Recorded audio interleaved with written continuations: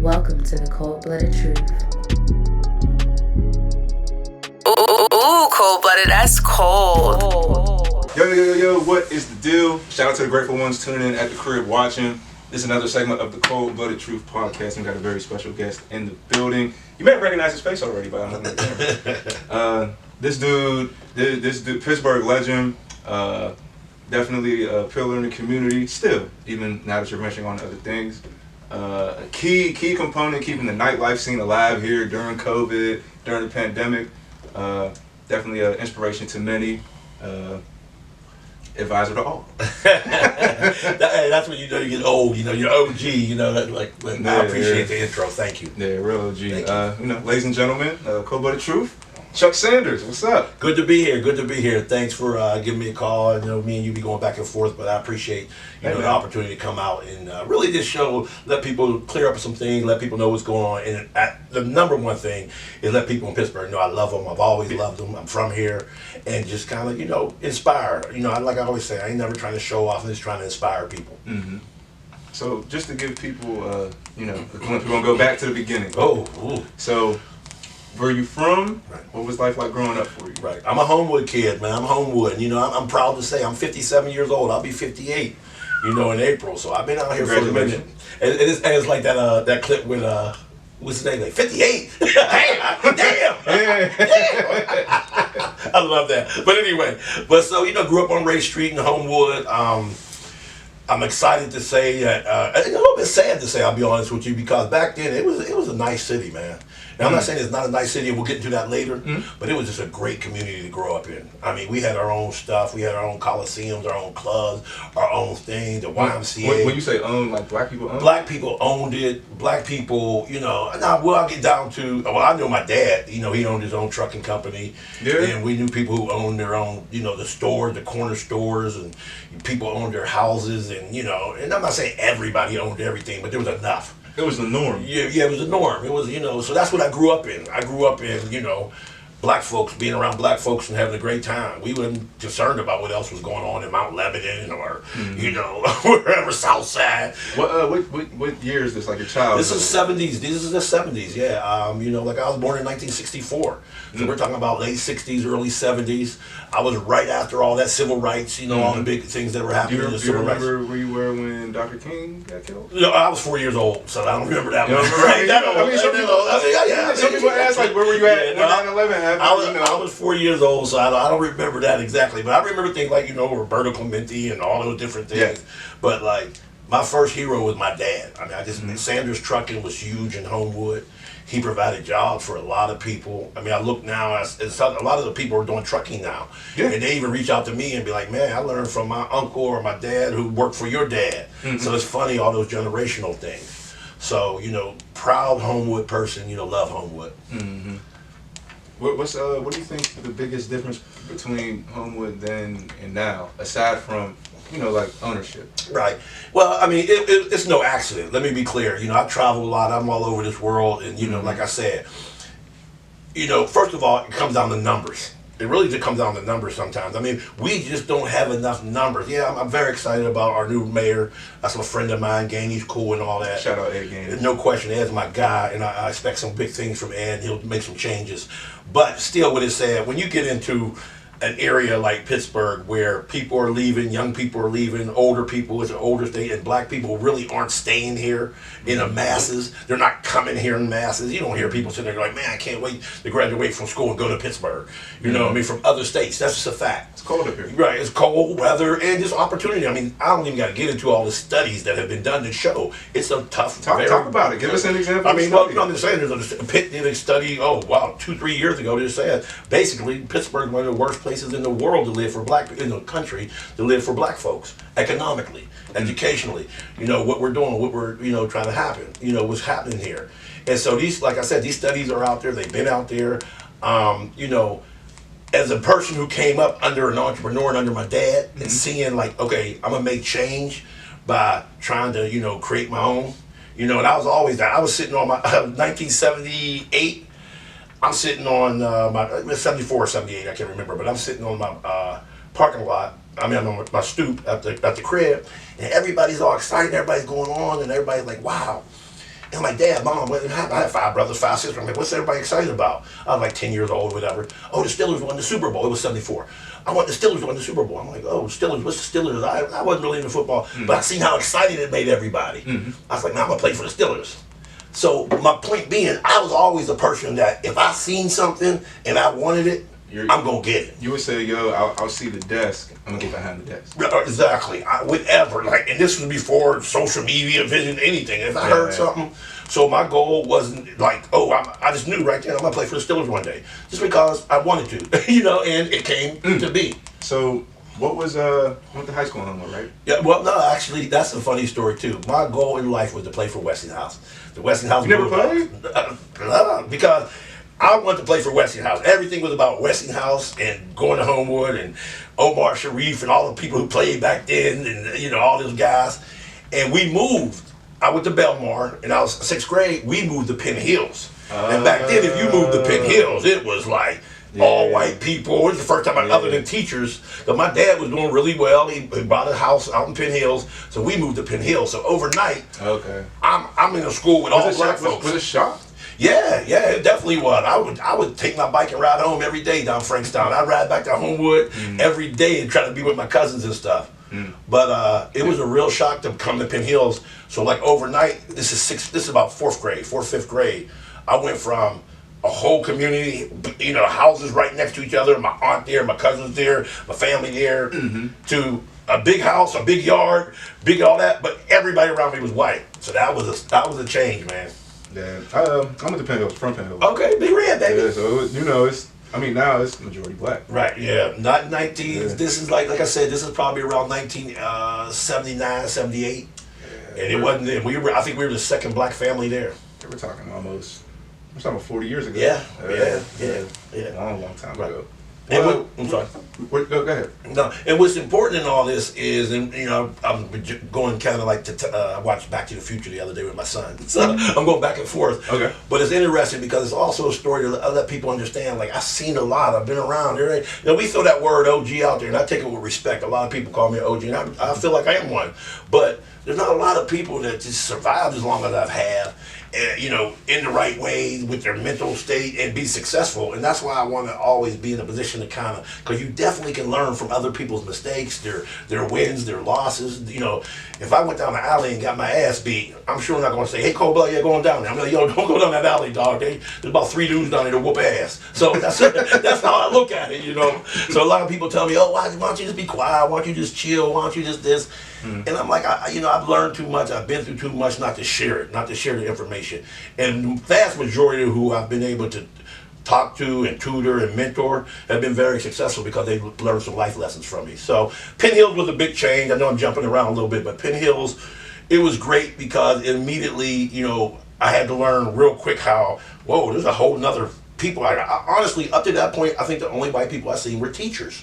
You know, in a Homewood, but were my teachers. So that's true. Yeah, I never met white kids. Even nowadays, like you see, like I'll be driving through and I'll be like, they're walking their dogs, they're riding their bikes. Not that there's anything wrong with white people can't go into the hood and do whatever they want to do. Right. But that's not normal. Right. And it wasn't a negative thing. We didn't care. We didn't. No one was going around with, man, why can't we hang with white people? Back then, we could care less. So it was a real a change for me, but I was very competitive. I mean, I knew right away that I was going to be the smartest dude in my class. That I wasn't going to be no thing, you know. Were you valedictorian? Yeah, I wasn't valedictorian. But you was up there. I was up there. I had some good grades. I had really good grades. But I didn't want to be all, you know, I had my fun. You know, I take a B+ here for a little bit of fun. So, but I wanted to let them know right away. And then another thing I got into, I went through my stage too, just, you know, kicking ass. Like, yo, like, I'm going to be that dude. Like, I got in a lot of trouble too when I first make them adjustments. You know, I put my hands on people. That's how we grew up, you know, like, I see somebody's bike I wanted, I'm taking it. That's how we was in Homewood. Like, you didn't. I'm like, man, these white kids got bikes and everything sitting around. So, you know, that's how I came up. But then quickly I learned, like, you know, you better chill. This is a different way to move out here. And, you know, so it was a great experience. But one thing in that whole experience that I'm going to go back to, and I mentioned my dad, and this is kind of my whole thing for everything I do as an adult is about family. It's about family. What's best for my family? What's best for my kids? Once I had kids, that changed everything because that's how I was taught from my mom and my dad. My mother would sit around a table and be like, okay, here's what we're going to do as a family. We're going to move here. We're going to do this. This is what's best for them. This is what's best for our sons, my daughters, and everything. They didn't go to college. My mother and father never went to college. No one talked about going to college. The only time you went to college is if you got a scholarship for sports. So my dad and my mom was like, look, you guys are going to go to college. So that's the road we were on. You're going to be about education and all those. So that's been my baseline for life. Like, whatever's best for my family is what I'm going to do. So, did you have to go to college in order to get drafted back then? Like, that what you did? Did you end up getting a scholarship going to school? Or did you, walk on? Another great story. I mean, it is how life goes. Once again, in my mind, in my heart, oh yeah, I'm going to play pro ball, but I didn't know how to do it. I had no examples. There was no one from our neighborhood at that time who, oh man, so-and-so came back, he played for the Steelers. I think I might have been the first person from Pittsburgh, modern times, to actually play for the Steelers. So, no. I went to high school. I was an average player in high school. Penn Hills was, as you know, in the history, Penn Hills was a monster back then. It was just, my older brother, he was a star player. But Penn Hills was just major football. I didn't even start until my senior year at Penn Hills.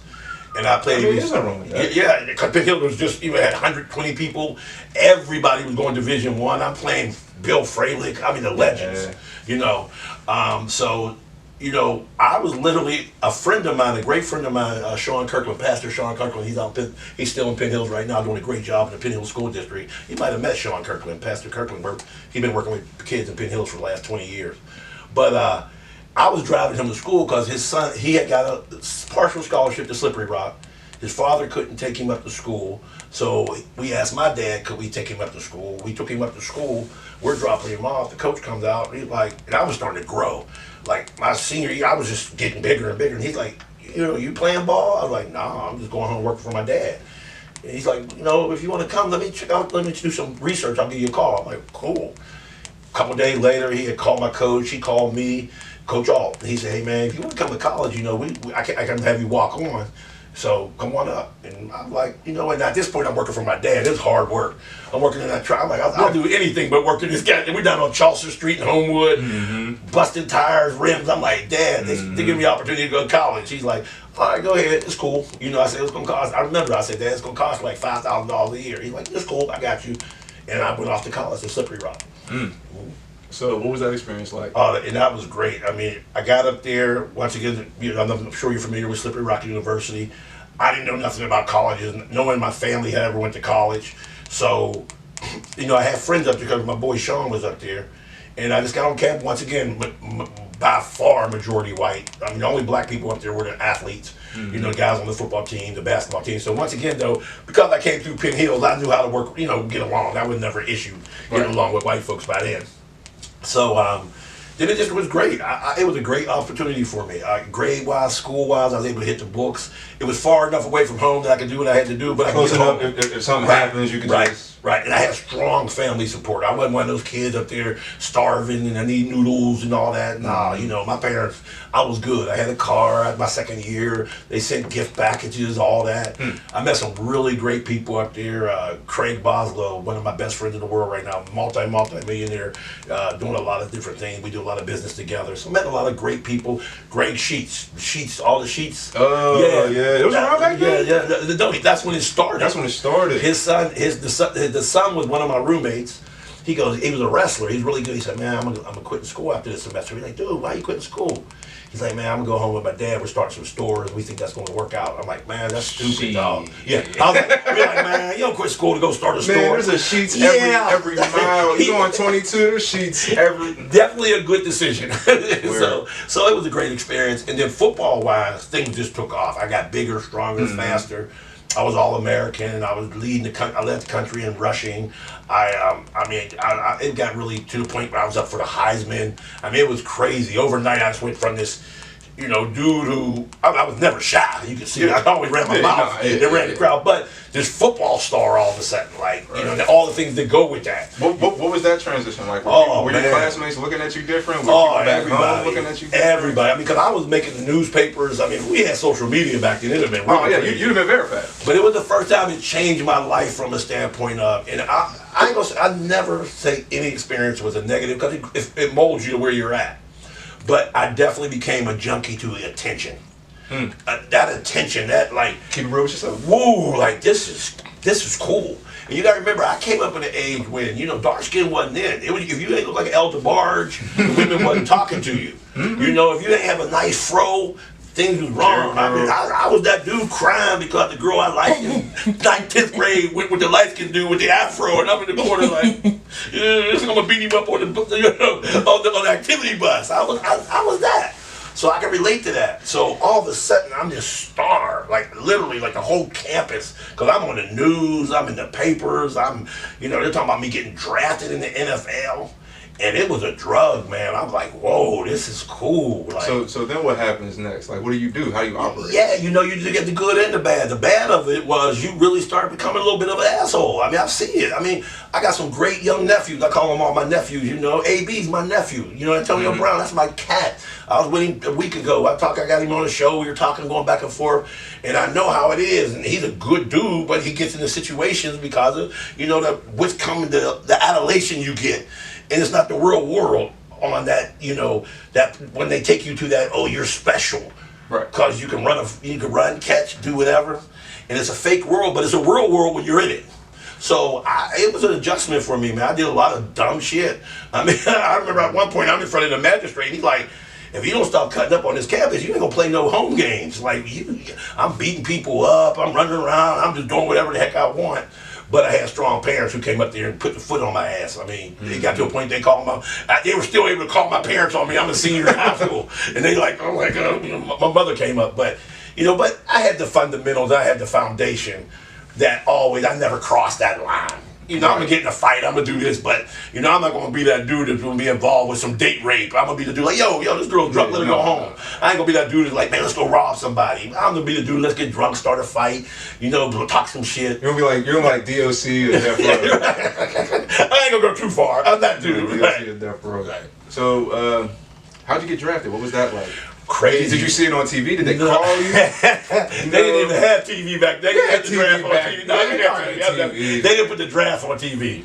I think the first draft, I think was in '85 or something. But they got a Falcon from Egypt. Nah, man. No, I was sitting in my dorm room. I got a phone call. With no cell phones, it was the phone in the hallway. And it was the San Diego Chargers, and they said, hey, we drafted you in the 11th round. They had 12 rounds back then. But to be from Slippery Rock and Penn Hill to get drafted by the San Diego Chargers was huge. I was really proud and excited. It was actually my second plane ride to fly out to San Diego. And if you've ever been to San Diego and you lived your whole life in Pittsburgh, and all of a sudden, oh my God. I'm sure your listeners will tell you, anybody who's been to San Diego, put that on your bucket list. This is a beautiful place. I mean, just gorgeous weather, beaches, everybody. Then I get out there, and up to this point, the only people I've ever seen in my life were black and white, period. You're in Pittsburgh in the 70s, 80s, even now, where's the Latino community? Where's the, mixed this, Asian mixed with black, or Middle Eastern community too. Right, you just didn't see any of that. So I'm out there looking at people, and I remember touching a girl's face, like, what are you? She's like, yo. Yeah, she thought it was a lie, but I was being real, like, what are you? Like, she's like, I'm from Middle East and Chinese. What? You're the prettiest thing I've ever seen in my life. So it was great. So I say that to say football and sports, obviously, we know this is a cliche and we hear it all the time, but it is true. It can take you to places that was like, wow, this is really cool. Mm-hmm. But I had my degree. I had all that. What's your degree in? Business management, marketing. Of course. Yeah. Of course it was. So I always seen football as like, hey, this is fun, this is cool. Yeah. But I knew I knew early that the NFL stood for not for long. I mean, that's just a fact. It just churns you, spits you out. So what happened? You go to the Chargers. Go to the Chargers. Camp. I'm going through camp. I'm balling. I'm doing good. Back then they didn't have all these development teams and Different taxi squads and all that. You either made the team or you Right, didn't, period. So we're getting down to the end, and they're like, Chuck, you're doing good. You're a young dude, but we got some veterans in front of you. We want to hold you. You know, we'll get you an apartment, and if you don't get picked up when we cut you, we want to bring you back. I'm like, cool, I'm in San Diego. They cut me to bring me back, and one team picks me up, Pittsburgh Steelers. I'm like, I don't want to go back home. I want to stay in San Diego. I don't want to go to Pittsburgh. Send back the The worst thing for one of the worst things for a young athlete is to do your first year in your hometown.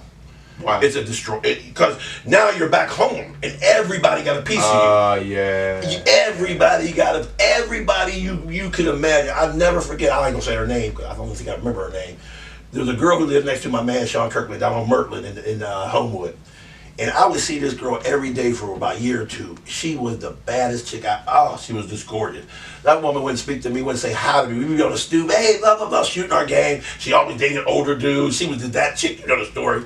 I come back home, hey, Chuck, blah, blah, blah, blah, blah. Now she's my girlfriend. You know? I'm like, okay, whatever you want, baby. You know, so the game was on. You know, everybody who ever played with me, who was my coach, if I go to a bar, I'm buying for everybody. You know, if I can't miss nothing. You know, you got to be at this party, this event. My mom's cook over church. And meanwhile, I'm an 11th round draft pick on special teams. I'm not a first pick in the draft and star quarterback. You know, I'm on the team. You was turned. Right, and I was in those streets. And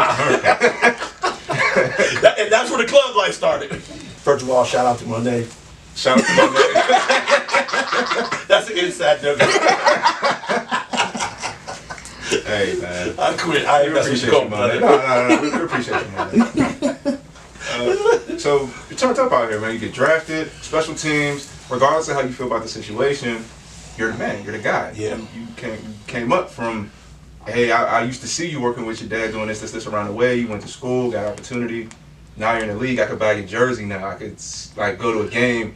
You'll be at the game in the uniform, and you're wilding. Oh, no question. I mean, it's the truth. I mean, all those things that happen. Here I am in my hometown. People see me. I mean, everything that goes with it, the women, the lifestyle, all that, it was there. And this is 86, 87. Rap music's out hard. You got your Adidas tracksuit on. Adidas down, giant chain, robe. Vanity plate on the new whip. So it was life was good. Obviously, the thing I should have been concentrating on that was paying the bills, I wasn't, which was football. I laugh when I look back at the opportunity that I didn't take advantage of, because I really didn't see it. I just thought it like man, I'm the shit. Like showing up for practice late, like I'm the first round pick. You know, not really. I mean, I was a bad dude physically. By this point, I'm 6'2", 230, running a 4.4 40, hands catch run. I mean, I'm ready to do this. But I'm at practice like, man, look, put him in. I'm tired. I was out last night. It was really, so why am I bringing all this up? Because it's things that I experienced that I was able to share with the Aaron Donalds of the world. You name them, Shady McCoys, Aaron, going back to Darrell Reed, all these kids that, look, dude, it's cool. And one thing I love about life is, if you went through something that could be considered a negative or a missed opportunity, if you can go by and teach somebody else and they didn't have to go through it, you won. You know what I mean? I love that about life. I'm able to erase my mistakes. That's a great thing to learn. Like, man, I can erase my mistakes by making sure somebody else don't make it. Yeah. I love that. And people need to really take that and understand that. You know what I mean? Because it changes your outlook on life. I get up every morning happy as heck because I'm like, shoot, that one mistake I make, I'm going to make sure so-and-so don't make it. Yeah. And I've seen it, where a lot of people have been successful because I was able to help them. So, what was life like after the Steelers? Like, what was the situation? How did the Steelers thing come to an end? Then, well, first of all, nobody quits the NFL. They cut you. They send your ass home. So, it came, Chuck Noll called me and like, Chuck, you got to roll. For the next couple of years, I bounced around trying out for different teams and all that. But along the line, I started getting into marketing and promoting. And using your degree. Yeah, using my degree in marketing. I didn't want to go. My dad actually told me not to go back into the trucking business. It was like, he's like, son, do some other stuff. But I had good family. I made, in my 2 years in the NFL, I made $60,000 in 2 years. And I spent $100,000. So it ain't like I made no money. I ain't come out. Woo! People make that mistake. I was thinking, 1% make it to the league, and 1% of that 1% make money. You know, the other ones, you don't want to peak at 22 in life. That's a rough game to be like, oh, I'm the man at 22. So, but I started doing my marketing. I did my promotion. Even when I was with the Steelers, while I wasn't handling my business like I should on the field, I definitely was handling it in the locker room and around the Roonies and around the businessmen. I was always at everything that had to do with, you know, charity events and meeting, rubbing elbows with the community. So I started my marketing company. My first marketing company was Chuck Sanders Promotions. My big first sponsor was Whammo. Alan Lincoln and Whammo. I went in, did a whole pitch to Whammo when he was downtown, and I was like, man, I'm being marketing, do this. They're like, we like what you're doing. Okay, cool. So I was able to go around and Whammo presents with Schneider Milk, you know, this, and I was doing events for Whammo. And back then we was payola with all the DJs. I'm just so y'all know. Hey man, Cold-Blooded Truth. Hey, Cold-Blooded Truth. You just get a DJ and be like, yo, here. They mention your name every 5 minutes. They be like, so for the news today, it will be at Club so-and-so tonight. The marketing people like, seriously, stop. But so I had Chuck Sanders Promotion, and we would just do shows all over the city. I mean, you name a concert, we did it. Shabba Ranks, and back in whoever was popular back then. I had Jay-Z when he was Sean Carter. He came up. We had him at IUP. So I was just doing a lot of shows. I was in the whole Pennsylvania college circle because I went to Slippery Rock. So every student, every college had the Black Action Society. You know, they're black. They had a little budget. I work with them. You know, get a show. They get the budget. Was Black Action Society what BSU? Yeah, BSU. That's what. Yeah, it started out as Black Action Society. Yeah, you've been around for a minute. So. A minute, dog. That's old names. Hey, and these were the good days when you had to go places and meet people and talk to people. Yeah, y'all had word of mouth. Right, That's all you had. Networking.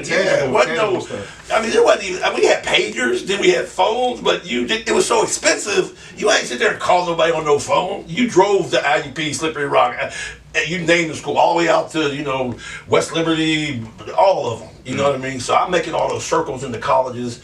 And CSP, we just did a lot of, you know, shows and marketing and things like that. And that's how I really got into the whole club life, you know. Mm-hmm. So how'd you get into it? Did you buy a building, open up your first club? Did you rent a club? Like what? No, in the beginning, and that's why I understand what a lot of these young promoters are going through, and I try to teach them, like, oh, be careful. But even back then, I would go, there was maybe, I'm trying to think, one or two that were owned by black, but most of them were owned by white folks who the club was no longer a white club, and I'd go in and be like, hey, let me promote here, give me the door, you get the liquor. Then once I got it going, I'd come back and be like, okay, I want part of the liquor. Then I'd be like, I want part of ownership. Right. And that's the way I wanted to teach it. Like, get to the point, you're the draw, you're bringing the money in. You know, if you leave, like, the sales is going to right, if I'm back leverage. Right. And back then, one of the strengths we had, it's a little different now. I mean, you know, you look at a place like Cosmo. Cosmo's going to get black and white crowds, and I understand that. I'm not hating on that. Back then, if you had a black club, you got all black people. So if I threw a party, it was all black people. So I had the strength to tell the owner, like, we either shutting you down or you giving me some ownership. You know, I mean, we had one down. Forbes Studio was down in Oakland. We had the locker room over across from the stadium, out in 943 Club, out in the Cabana Club, out in Stowe Rocks. This is the 90s, 80s, 90s. So, you know, that's what I was doing. I was doing really well with that, making money.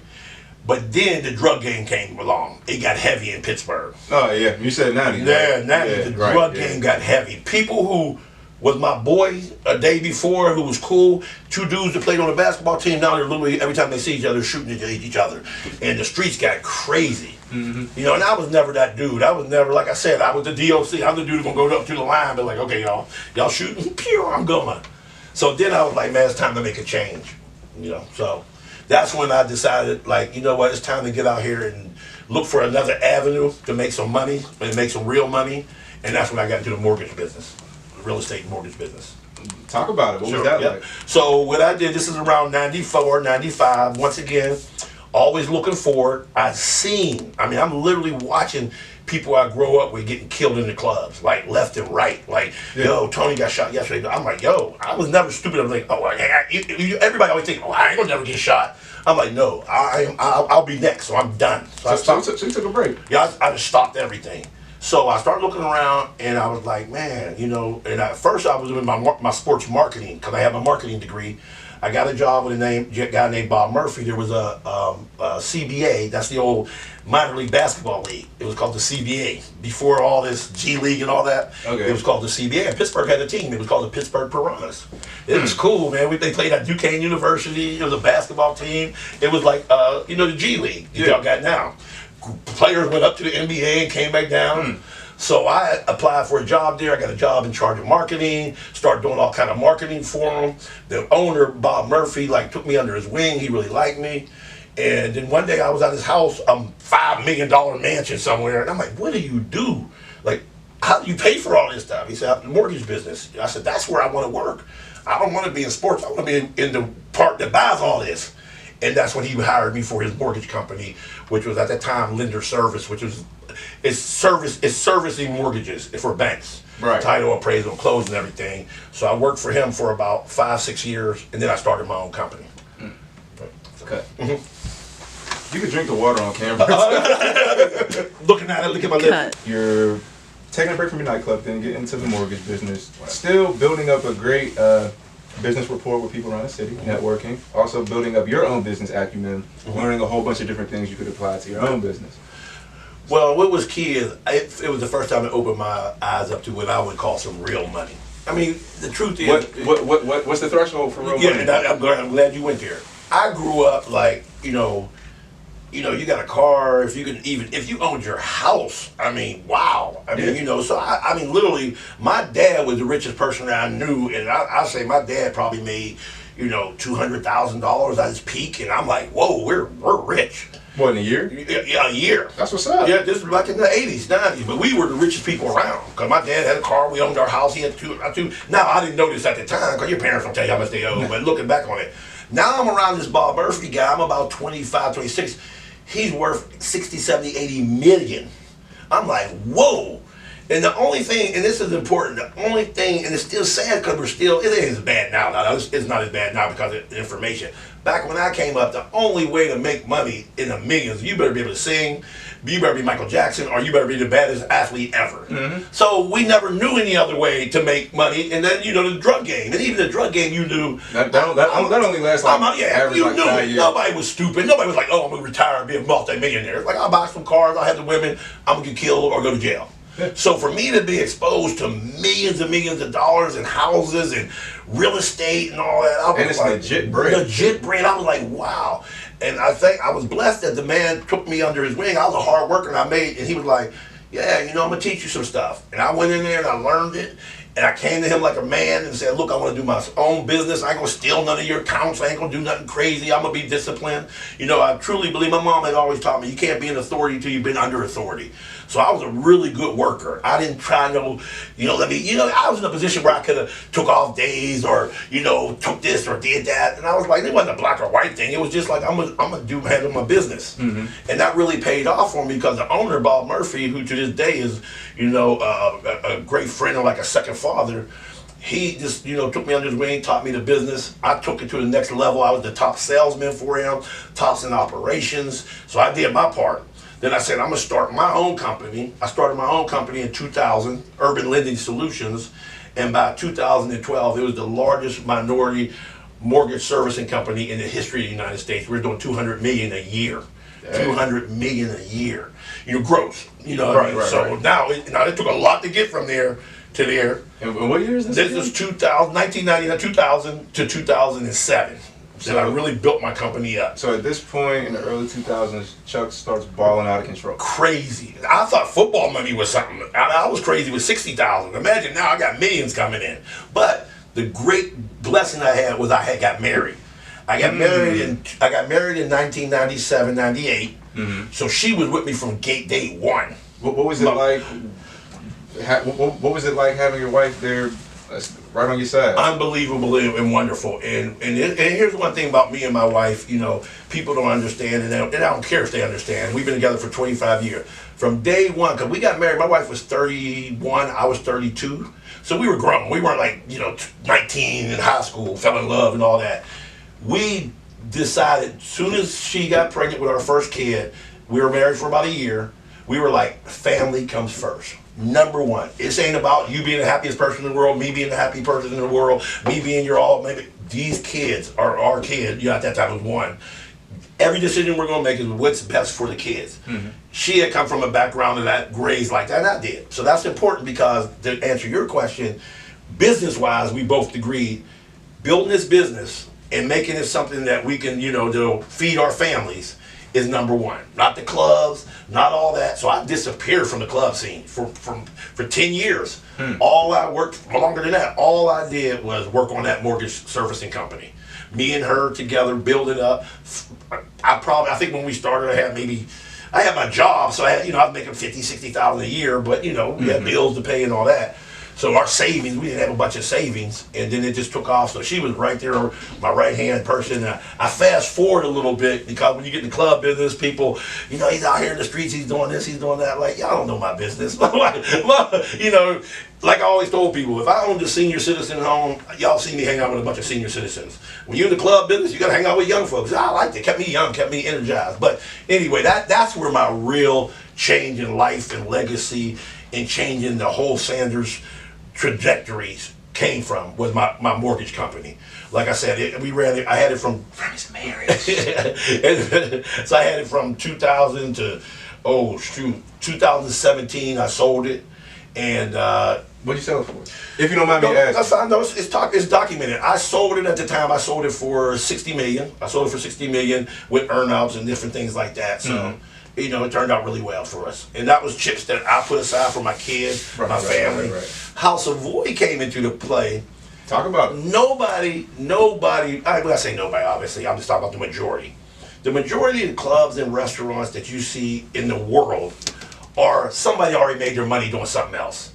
No one really opens a club or a thing to make money. It's a fun thing. It's a pride thing. It's look at my restaurant, look at my club. But any businessman who really looks at the numbers don't go, okay, let me put all my money in the club business, and that's going to work. It's just too hard of a business to really. What makes it hard, though? There's things you have to. First of all, it's dependent on people. Like it's dependent on folks, and you know how people change. Something's hot, something's not hot. It depends on, your chef, your food, the weather. I mean, there's just so many variables that go into a successful restaurant or club. And it's especially hard for African Americans because we don't have a history of, you got some Italian restaurants that have been down there forever. Yeah. Because the Italian people are always going to go there because that's Franco's.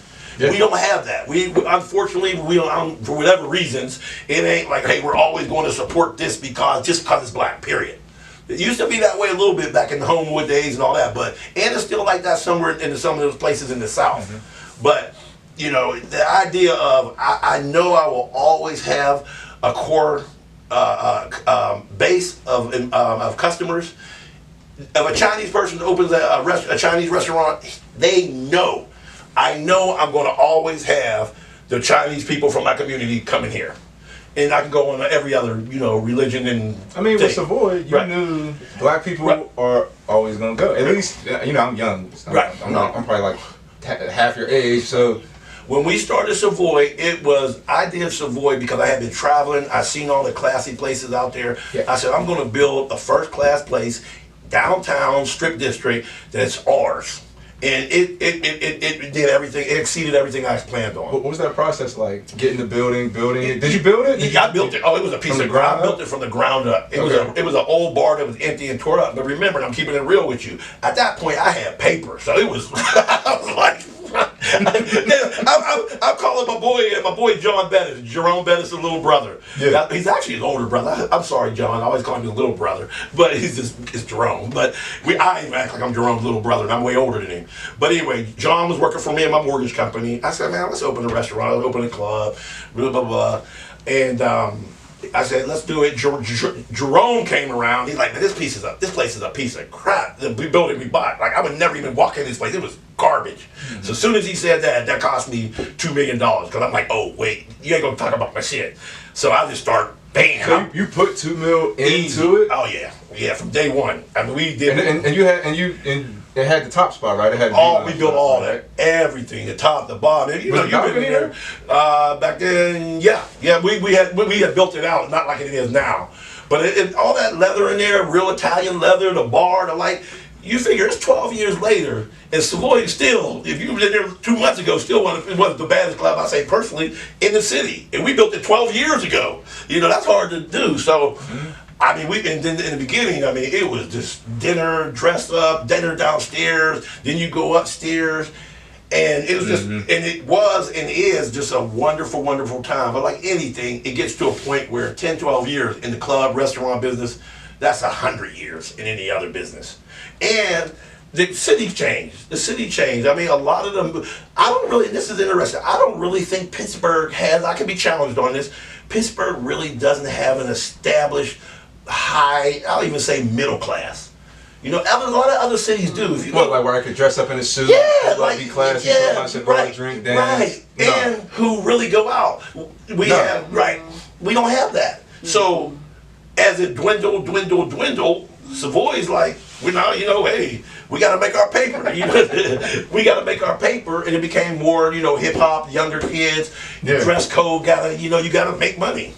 So I'll pull up dressed like this, and you're gonna buy champagne bottles, and I'm gonna take your money. Good, keep it moving. But 10 years ago, you wouldn't have got in. But I had a lot of people with suits on, jackets on, buying champagne, buying dinner. They're no longer in Pittsburgh, and I don't say this in a negative way, Pittsburgh has a tendency, and a lot of cities do like this, as for black people too, we tend to get older and then we fall into our church life, which I respect. I did the church thing for years. I'm a Christian man and I understand that, but it's funny to me, church folks can get real judgmental, like, I ain't going nowhere with liquor. There's liquor in Applebee's. But we get funny with each other, so we lost that crowd too. So, that was interesting. Yeah, man, I agree. Like, I mean, especially when I first, was old enough to start thinking, okay, what club is what? People would always say Savoy is like bougie. Like, you wear a suit, you go in there, it's cool, upscale, you know what I'm saying? Hold yourself to a certain standard. And I like that. I want to, okay, thank you. I thought that was a great thing. And, and really, cut to the chase, the demise, and when I say demise of Savoy, I mean, as far as legally and as a club, started last year a year or two ago when they started building the condominiums next to me. I was going to say, talk about it. How did you feel about the strip district tear down? It had nothing to do, I want to come on here and be clear, it had nothing to do with other clubs opening up, the Homesteads, Eons and 808s. Soldy, they used to work for me, they went somewhere else, all that chatter out there, that was nothing. And I made them, and I'll be honest, I made the mistake because I didn't understand social media. I'm 50-something years old. I got caught up in the, people talking, oh, you did this and you did that, and you get mad. I come from the day when somebody says something to you, I'm ready to fight. But you got to realize, people can, so I just want to clear the air on that, the Mike Reed for actually with Eon and Prince with 808 and all them, or whatever they call it, or Soldier.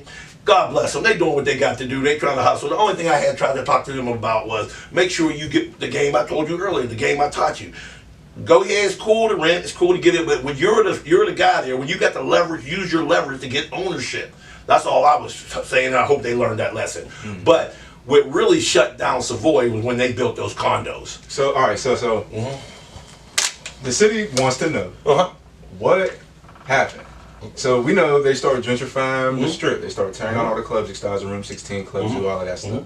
And then it came down to you. You're like, yo, and rightfully so, I'm not budging. I'm not budging. Right. They get the parking lot, start building. Start building all types of shit everywhere. Yep. Then next thing you know, this document comes up. Oh, he ain't got no liquor license. He signed it away. Then you're saying, I never saw that piece of paper. And then everyone's saying, oh, this, and that. And then, like, what? Like from the beginning, okay, they start building stuff up. They're saying, yo, we're gonna come in and develop this, right? And then you're like, no, I'm not budging. And then what happened? Right. Well, first of all, there's still some legal things going on, but I'm gonna say what I can say. Yeah. But the bottom line, let's look at some obvious things. I'm there for 12 years, never really had a real problem, and then all of a sudden, and we all know this. We know clubs where people got shot, killed, laid out on the street. I mean, I ain't gonna name no names, and they still no problem with their liquor license. The other thing is, I owned my property for years. I never ran it. It wasn't my day-to-day running it.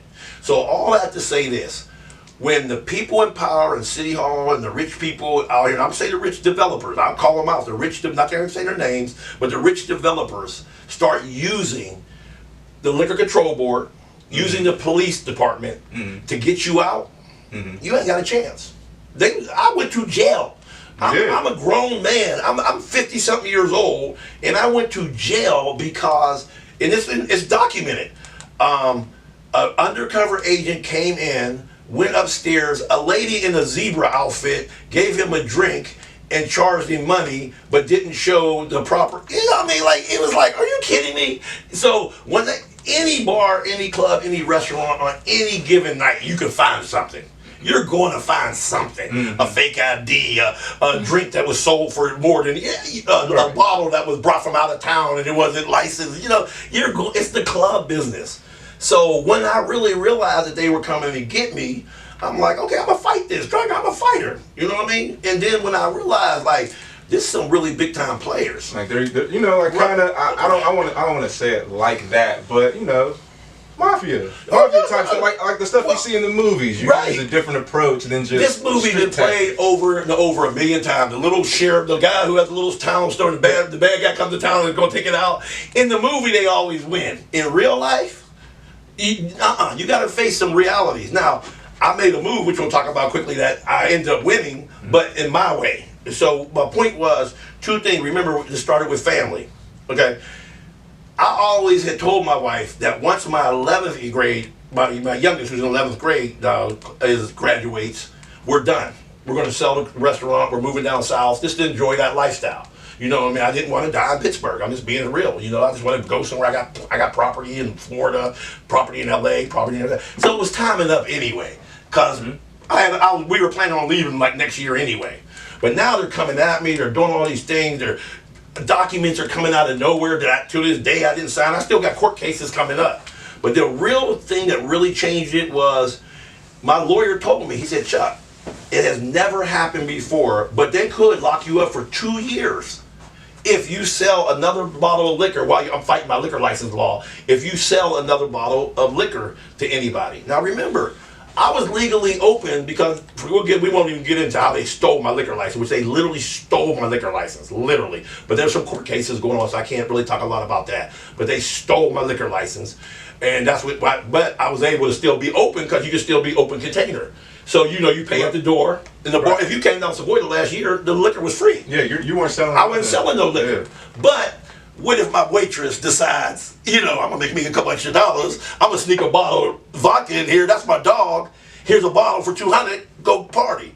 How are you gonna stop that? But if that happens, I'm going to jail. Right, because your name's on the paper. And I'm thinking, ain't nobody gonna take you to jail over that. And then I'm like, wait a minute. And my lawyer told me, he said, Chuck, they want you. And here's what it is. I represented a black man who owned his property. Yeah. That's what they hated. That I owned my property. They offered, I'll be real. Some people came around, hey, we'll give you $600,000 for your, the property, everything's cool. Go, no, that's kiss my ass, right? I'm like, no, cool. And somebody else, oh, we'll give you $1 million, we'll give you 1.2. And I refused. I told him, I said, I went to the liquor board, which, here's another thing that bothers me. We got a liquor control board that's appointed from the governor, Governor Wolf, not one African American on it. 15 people who control $800 million a year of liquor and all that. All these licenses and everything all around. All Carson, the licenses. Morrisville, if all they had one, see, I'm an expert on diversity, and if they had one diversity program in there, 10% of that would have to go to black businesses. That's $80 million a year that would go to black businesses. Yeah, I remember you talking about that on Clubhouse. And that's when they got mad. Once I started talking that shit, they were like, oh, we got to shut him up. And it came down to, and I wish I would have got a little bit more support, but it wasn't the people's fault. No question it wasn't the people's fault. If I was younger, if this was 30 years ago, it'd have been a fight I'd have took on. I'm 57. What did I tell y'all in the beginning? Everything's about my family. That comes first. I ain't going to sit here and pretend like, man, I should have been a martyr. I should have went and fought this. I'm not going to jail for 2 years when my sons are 21, 23, and 18. It ain't happening. I remember you did, I remember they took you in for like a night or something. Right, they took me in for it, Fun fact to lighten it up. I'm real cool with this one girl whose brother you bailed out. Oh, for that, that's interesting. That's that's a beautiful story. Then I wasn't going to say it. You brought it up. It's interesting how God works. They brought me into jail for one night, and I've never been in jail in my life. I was in there overnight, and I enjoyed it. I was able to sit in there and talk to these young people, and they were like, Chuck Sanders here, and I talked to them, and I heard their stories, and I heard what was going on, and I promised about 5 of them. I said, well, as soon as I get out, I'm bailing y'all out. The one dude, his girlfriend was pregnant. He didn't even know till she got arrested that night. They took something, they found out she was pregnant. I don't care what you did. I don't care nothing about that. There's no reason you should be in here. So it turned into a blessing for me because I was able to talk to 6 dudes and really, give them some real advice, talk to them, what's going on, and I was able to help like 4 or 5 people. So thanks for bringing that up, dog. Yeah, that's what's up, man. They was probably looking like, you ever see Top 5? Yeah. First of all, they were looking like when DMX was in there, like, damn, that's Chuck. Yeah, it was like that. And as you can see, I like to talk. So they say, you want to be in a cell by yourself because you're a little bit older, COVID? I'm like, no, it's scary. I want people around me. I had a whole little session in there. Hey. So, but it did give me the reality that, okay, let me go back to, check this out. You draw your conclusions. We're all smart. So I'm looking at this. I literally got one of the largest developers, one of the largest businessmen in the state. I can't say who it is right now. Building one next to me. Another one's built to the left of me. They don't want the black crowd down there. Understand, I get it. I'm trying to sell a $3 million condo right here, and people are coming down here and seeing black folks, coming out the club, doing whatever. Things happen, unfortunately what happened down at Pretty's was just disgusting. It broke my heart, obviously, there. There's going to be fights. It's stuff that happens at clubs. I get it. So, but then I'm realizing my problem was the businessmen shouldn't be able to use the police force in the liquor control people. Then I find out that Governor Wolf has the largest furniture company that supplies furniture to top end condos, and he appoints the liquor control board. I'm starting to figure all this out. That's right, and they keep coming to me, and they're upset because they're used to when I come to somebody. These are businessmen who've been in Pittsburgh their whole life, and I come to you and say, "Hey, listen, I'm going to give you X amount of money just to go on and move," and I'm saying, "No, I don't want to. I'm not going to." Then to remember too, at the time, I was I'm not the only one, but I was one of the leading people in the cannabis business. I owned Savoy. Yeah. And we put hundreds of thousands in there and made millions. So my name's starting to pop up in areas they don't like. What was it like investing into Savoy? Did you just find a building, boom, I want to do this, we got it? Once again, I pride myself on seeing what's coming. 10 years ago, I knew that the cannabis business was going to start coming up. Yeah. I met a gentleman at Savoy, a good friend of mine, Nicky the Greek, I can say his name, and me and Nicky were talking. I said, Nicky, I need to get in there. Chuck, it's a little closed community, but get me in, Nicky. So he was a good friend. He got me in. We messed them up. They were like, well, to get in, you need $500,000, and you need this. Bam, here, I'm in. And so I had the money. I had the reputation, and I was able to buy in very early. So you bought in like shares? I bought in. We were the largest share owner of Savoy. There was 4 people. The other 4 were all connected with the state. You had to have the connection. How many shares can you have in? Like, let's say you own this table, right? And you want to break it up into shares for people that have part ownership of the table, but it's still your table. How many shares can be available for one entity? Right, the simplest way to think of it, but you're right, because it's not this simple, but the simplest way to think of it is, 100%, make sure you got 51%. But those shares, 51% could be 10,000 shares, because it comes down to how many shares you issue in your IPO, your initial, I'm going to make 200, like when I built Blackbird, I'm only going to have 200,000 shares at this amount, so that makes the value of the share. But that's a whole different. But you're right. Do the values of the shares help increase is it equity? Yes. The value, company value. Absolutely, equity? absolutely. And the least amount of shares you put out, the more the value. The more the price, which right. means the more. Okay. Exactly, and that's what you're seeing now with all the NTFs and it's just going crazy now with crypto and all that. And what's IPO? Building value. Initial. I forgot. I'm running my mouth. Initial profit? No. Your IPO is when you coming out with your initial investment, portfolio. You're coming out with it before you go out to the public. Yeah. Right. But I'm sorry. So we're at Savoy. I see what's happening. They want me to sell to They got a whole line of people that they're going to, of course, they're all white. I told the liquor board, y'all do what y'all do. I'll fight y'all in court. But I knew I wasn't going to win that one. I'll be in court forever because they could. You've seen the raids on TV. They raid my place like it's a drug den, tearing up my stuff. You getting raided a lot. Oh, dude, they probably took about $500,000 worth of my liquor. For my TVs, just to finding anything to just run me out of business. They literally told me we're going to run you out of business. What was going through your head, like as that was going? Like, was the club like running? Everyone was there, and then people just boom. The club was running, but I was being defiant because I knew they wanted me to lay down. But I'm like, nah, drug. And we were booming. People were coming. We were having a good time, but it's messing up the game. I mean, with my liquor, yeah. A good night for me when I have my liquor license, I'm making 25,000, 30,000. Yeah. You know what I mean? Without the liquor license, you're doing like 10,000. 15 because it's just a different game. Yeah.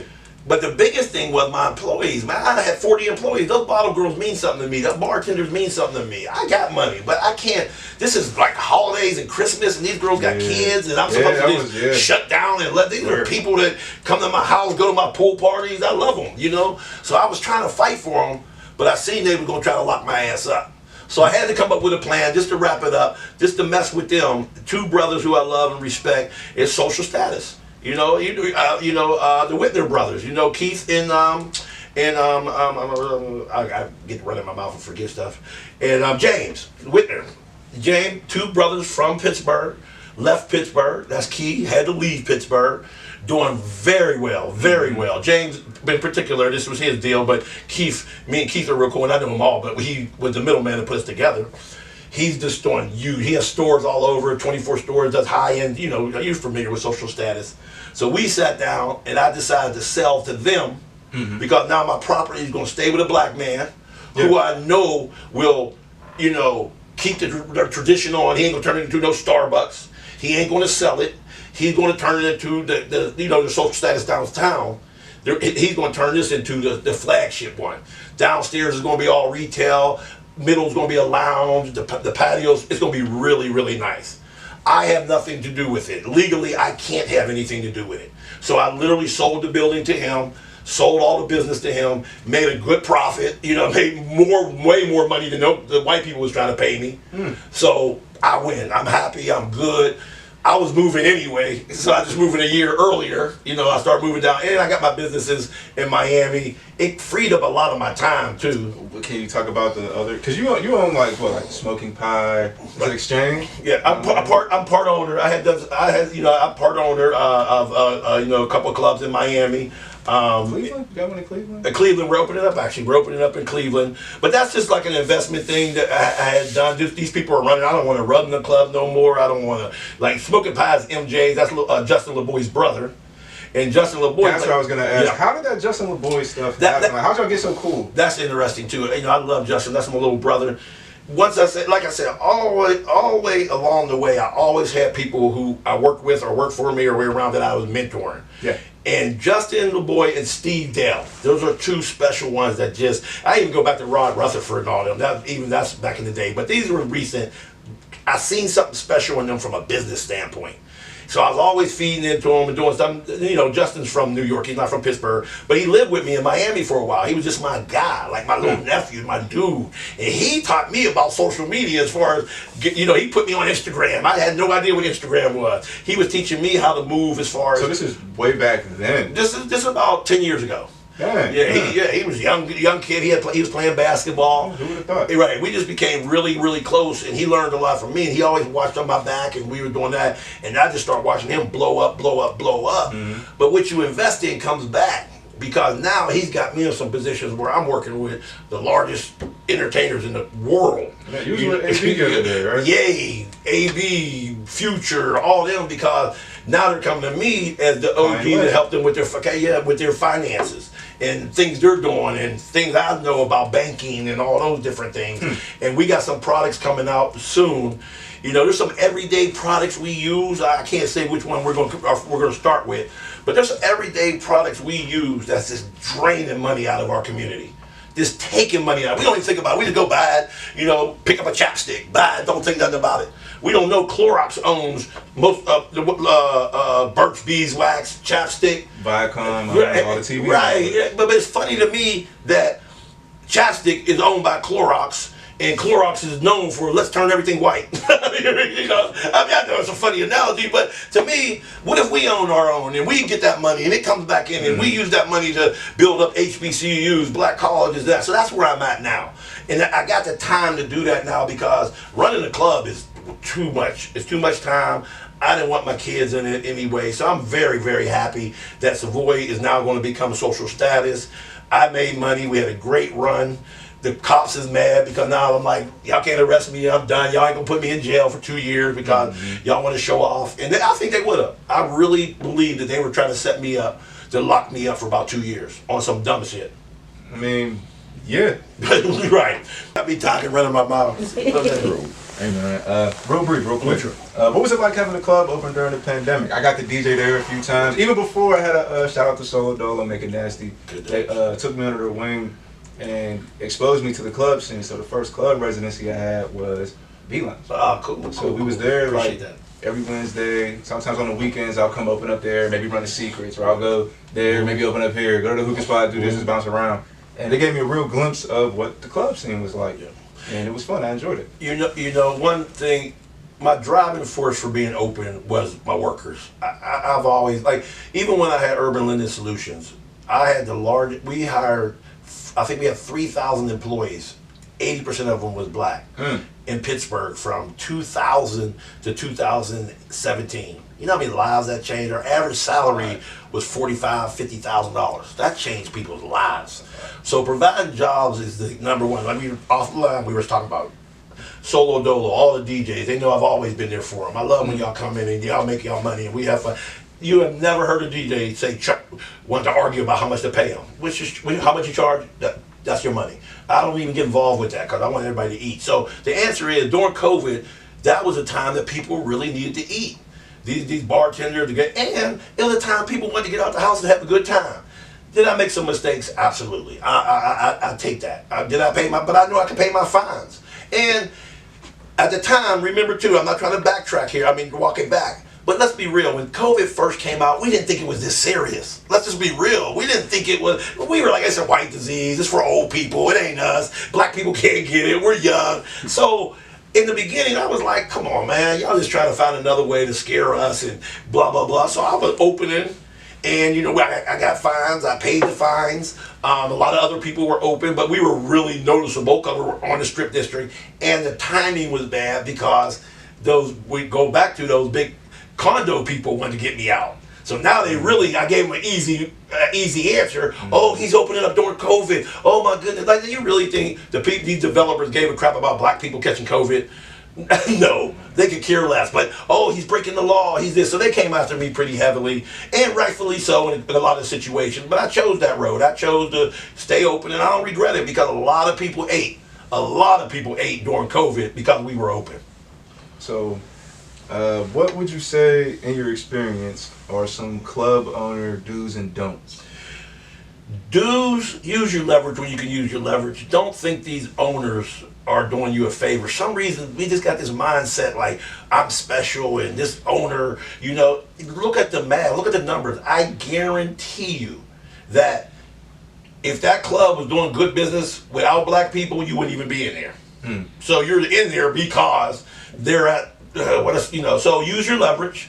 Don't let our people, and I said this before, what I don't like, I have a degree, like I said, not only in marketing, but in economics. And, you know, my son, he works for me now, he's a genius, he graduated from Bucknell and all this. We don't know how devastating it is for money to leave our community and go to other communities every single minute. It's killing us. Our base is going. So if I'm having a party and I'm bringing everybody in and $30,000 is coming in and half of that's going out to the owner who isn't in our community, who lives out in, you know, wherever, and like it's killing us. And we're the only ones who do that. No one else does that. You've seen Savoy for years at Savoy. I loved it, it was great. But there was never one night in the history of 10 years throwing a party 3 times a night that there was more white people in Savoy than black people. It just, right. So they don't come spend their money with us. So why are we breaking our backs to go spend our money with them? We got to be careful of that. So I'll say, to answer your question, have some responsibility, not just to yourself as a club promoter. Have some responsibility to your community. If you're bringing black folks in there, make sure you use that leverage to get some ownership. And because we need that money to circulate. I don't even care if it's your family. Look, I made millions of dollars in the business. I've made millions of dollars in club business, but I spend a lot of money in my black communities. Always. I don't even go on how many houses I bought.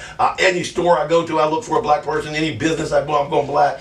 That's why I'm doing a lot in Atlanta. And you also grew up. You were also born in the '60s. Right. You know what I mean? The pride and like passion behind that is different. That's a great point. That's a great point. And I'm glad you said that because I'm sounding like that old guy who's beating on the kids, but I understand. I come from a different era. You're the old guy. But I love it, right? And that's what we're supposed to do because I remember all the old guys who taught me.